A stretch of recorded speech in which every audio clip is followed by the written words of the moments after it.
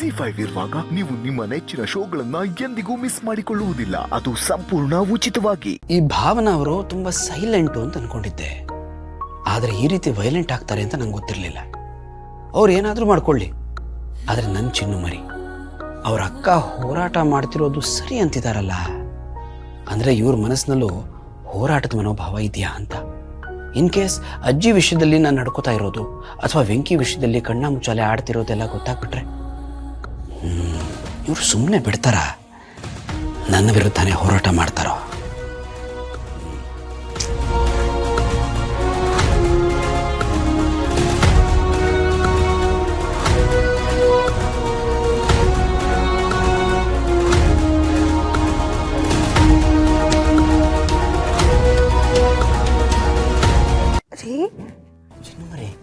ಏನ್ ಯೋಚನೆ ಮಾಡ್ತಾ ಕೂತಿದ್ದೀರಾ? ನಿದ್ದೆ ಮಾಡಿಲ್ವಾ? ನಿಮ್ ಬಗ್ಗೆನೇ ಯೋಚನೆ ಮಾಡ್ತಾ ಇದ್ದೆ ನೋಡಿ. ಅಯ್ಯೋ, ಇವಾಗ ನನ್ನ ಬಗ್ಗೆ ಯೋಚನೆ ಮಾಡುವಂಥದ್ದು ಏನಿದೆ? ಅಲ್ಲ ಚಿನ್ನಮರಿ, ನಿಮ್ಮ ಅಕ್ಕ ಭಾವನಾ ಅವರು ತುಂಬಾ ಸಾಫ್ಟ್ ವ್ಯಕ್ತಿ ಅಂತ ಅನ್ಕೊಂಡಿದ್ದೆ. ಈಗ ನೋಡಿದ್ರೆ ರೆಬೆಲ್ ಆಗ್ಬಿಟ್ಟಿದ್ದಾರೆ. ಅವರೇ ಅಷ್ಟು ರೆಬೆಲ್ ಆದ್ಮೇಲೆ ನಿಮ್ಮಲ್ಲೂ ಒಂದು ರೆಬೆಲ್ ಕ್ಯಾರೆಕ್ಟರ್ ಇರುತ್ತಲ್ವಾ ಅಂತ ಯೋಚನೆ ಮಾಡ್ತಾ ಇದ್ದೆ. ಕೇಳೋದೇನು, ನನ್ನ ಕಾಲೇಜಲ್ಲಿ ಲೇಡಿ ರೆಬೆಲ್ ಸ್ಟಾರ್ ಅಂತಾನೆ ಕರಿತಾ ಇದ್ರು ಎಲ್ರು ನನ್ನ. ಹೌದಾ? ಹ್ಞೂ, ಅಕ್ಕ ಏನೇ ಅನ್ಯಾಯ ಆದ್ರೂ ಸಹಿಸ್ಕೊಂಡ್ ಬಿಡ್ತಾಳೆ. ಆದ್ರೆ ನಾನ್ ಹಾಗಲ್ಲ. ಅಲ್ಲೇ ಇಡ್ರೋ ಅಲ್ಲೇ ಬಹುಮಾನ. ಅನ್ಯಾಯ ಯಾರೇ ಮಾಡಿರ್ಲಿ, ನ್ಯಾಯ ಸಿಗೋರ್ಗೂ ನಾನು ಬಿಡಲ್ಲ ಅಂತ ರೆಬೆಲ್ ನಾನು. ಆದ್ರೆ ಚಿನ್ನಮರಿ, ನೀವು ಯಾವತ್ತೂ ಆ ಥರ ಕಾಣೋದೇ ಇಲ್ಲ. ಇತ್ತನೇ ಹುಟ್ಟಿರೋ ಮುದ್ದ ದೇವತೆ ಕಣ್ಣ ಕಾಣ್ತೀರಿ. ಸುಮ್ಮನೆ ನೀವು ನನ್ನ ಹೊಗಳ್ತಿದ್ದೀರಾ ಅಷ್ಟೇ. ಏನು ಗೊತ್ತಾ, ಒಂದು ದಿವಸ ಕಾಲೇಜಲ್ಲಿ ಒಂದಷ್ಟು ಜನ ಹುಡುಗರ ಗುಂಪು ಹುಡುಗಿರ್ಗೆಲ್ಲ ರ್ಯಾಗಿಂಗ್ ಮಾಡ್ತಿದ್ರು. 1-2 ದಿವಸ ನಾನು ನೋಡೋಷ್ಟು ನೋಡಿದೆ. ಆಮೇಲೆ 1-4 ಬಿಟ್ಟೆ ನೋಡಿ ಎಷ್ಟು ಹೆದರ್ಕೊಂಡ್ರು ಅಂದರೆ, ಮುಂದಿನ ದಿನ ಹುಡುಗಿರ ನೋಡಿದ್ರೆ ತಲೆ ಬಗ್ಗಿಸ್ಕೊಂಡು ನಡೆಯೋರು. ಆ ಥರ ಮಾಡಿದೆ.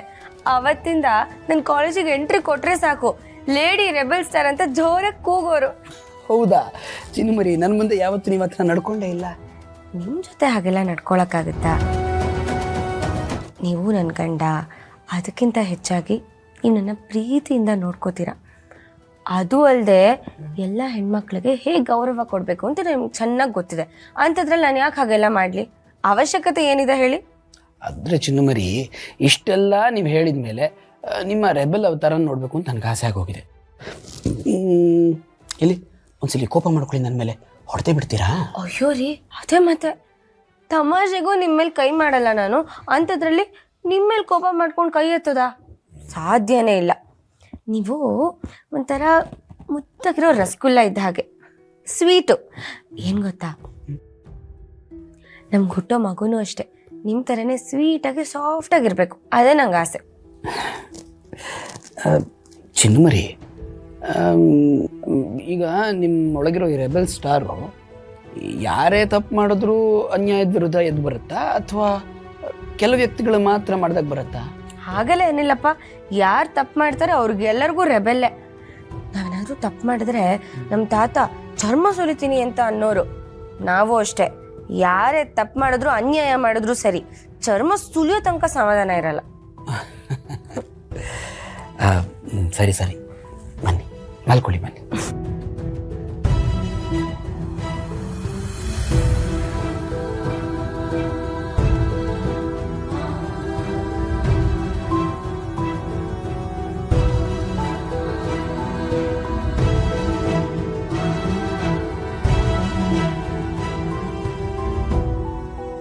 ಜಿ5 ಆಪ್ ಡೌನ್ಲೋಡ್ ಮಾಡಿ ಎಲ್ಲಾ ಸಂಚಿಕೆಗಳನ್ನು ಸಂಪೂರ್ಣ ಉಚಿತವಾಗಿ ನೋಡಿ.